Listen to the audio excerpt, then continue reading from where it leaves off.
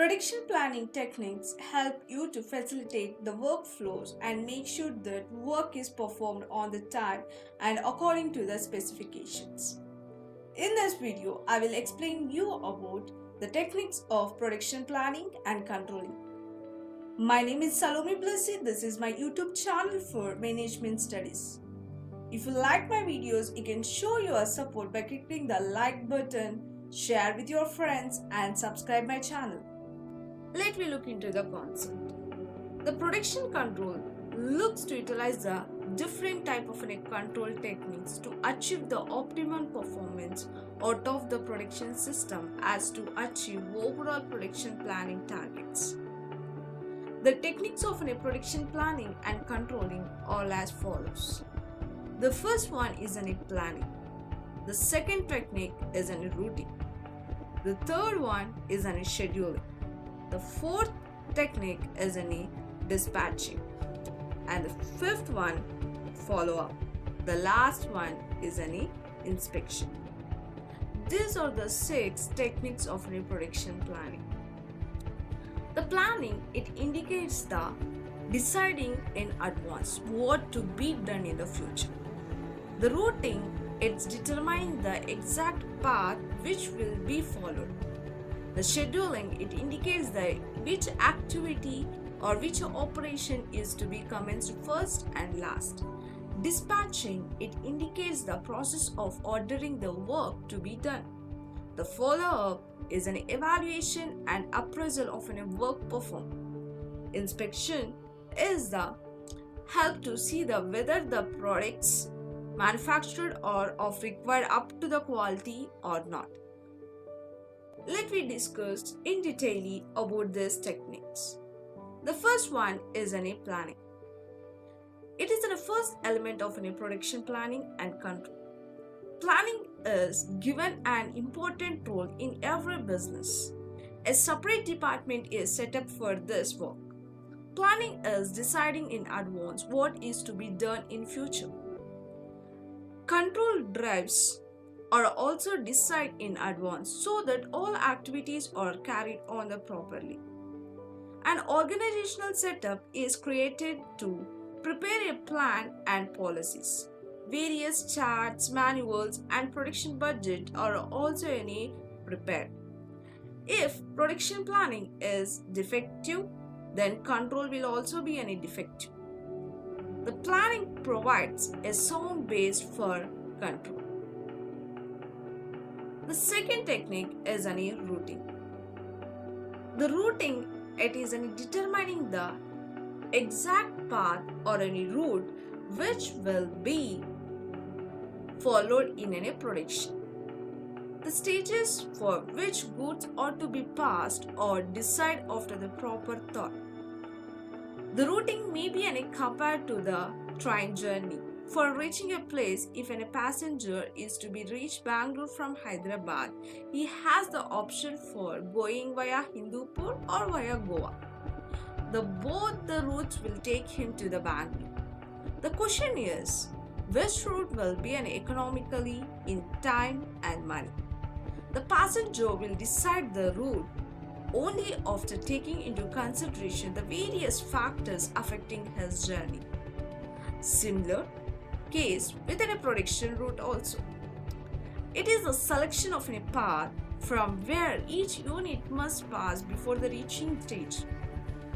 The path must have the best and cheapest sequence of operations. According to the James L. Lundy, the production routing involves the planning of an exact sequence of workstations to be used in processing a part of a product. Once a layout has been established, the routing of an items is to be determination of the path that item should follow as its manufacturer. The process for routing are as follows. The first one is deciding what part to be made or purchased. In every manufacturing unit, they will analyze and they will find out which parts are required for manufacturing. The second decision is to take regarding the production or purchasing of any various components. Some components means some materials may be manufactured by the firm, or another some materials may be procured from any market. So this routing procedure, it helps to take the decision at what material they want to produce or what material they want to procure from any market. And the second one is any determining the material required. So here the manufacturing units, they will analyze the which material they want to require for production. So here while we are looking into the materials, they will focus on various aspects like quality, quantity, and the time factor. Based on that, they will select the materials. And the third one is determining the manufacturing operations and sequences. The manufacturing operations and their sequences can be determined from technical experience and layout of machines. A sound and economical operation is selected for manufacturing the various components. The fourth one is determining of any lot size. A decision has to be taken about the number of units to be produced in one lot. If any production is carried on the basis of orders, then size of any lots depend upon the quantity orders plus some units of any possible rejections during this process. When the production is done from the stock, then the lot is decided by the considering the various economical factors based on the capacity of any layout. And next, the fifth one is determining of any scrap factor. Thus, there may be some scrap during the course of any manufacture. The finished products are generally less than the unit introducing at the beginning. The scrap during the manufacturing should be anticipated so that routing is facilitated. And the sixth one is analysis of cost of any products. So here, to determine and determination of any cost of any products may be the duty of any cost department, but still production department makes the records of the direct material cost, labor cost, the direct expenses cost, in so all the costs, all expenses. So these estimations are greatly useful to cost department to fix the product cost. The next technique is scheduling. The scheduling is determining of time and date when each operation is to be commenced and completed. It includes the scheduling of materials, machines, and all other requirements of a production. The several components are required to manufacturing a product. The time and the date of manufacturing each component is fixed in such a way. The assembling for final products is not delayed in any way. The scheduling can be compared to a railway timetable which informs a passenger about his journey schedule. This timetable shows the time when the train will be started from a place, the time of its arrival at different stations, and the time when it will be reach its destination. Scheduling also gives the exact information about the timetable of manufacturing process at all the stages. According to the Sprigel and the Landsberg, the scheduling involves the establishing the amount of work to be done and the time each element of a work will be starts, or the order of a work. This includes allocating the quality and the rate of output of a plant or department and the date or order of starting of each unit of work at each station along the route prescribed. The next technique is dispatching. The term dispatching refers to the process of actually ordering the work to be done. It involves the putting the plan into effective action by issuing the orders. It is concern with starting the process and operations on the basis of route sheet and the schedule chart. A particular shape is given to any production plan.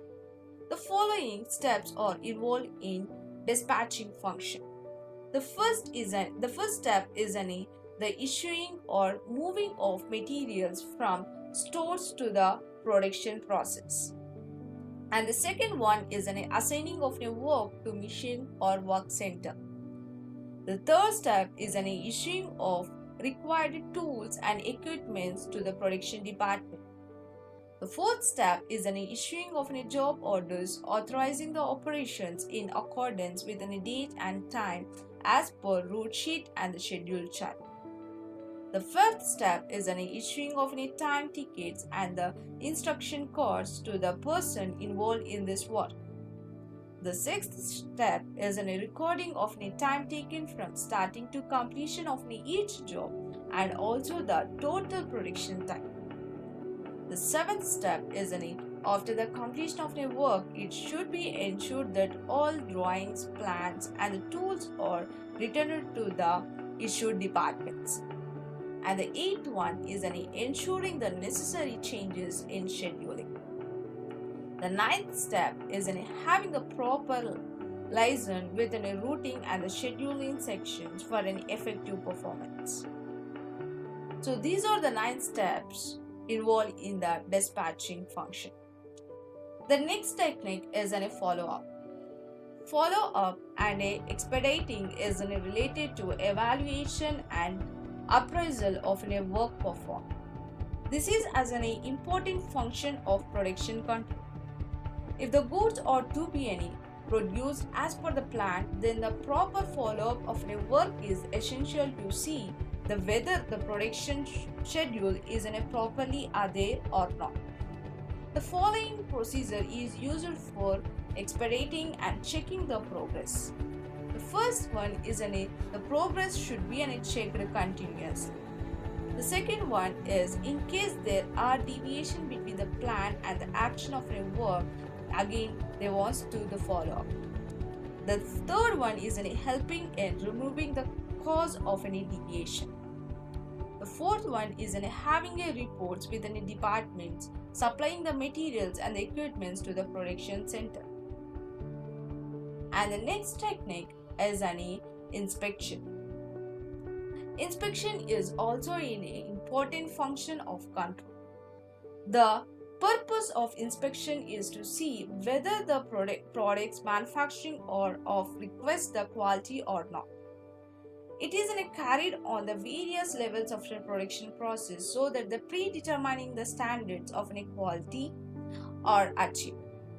In case of products are not properly quality, then immediately steps are taken to correct the things.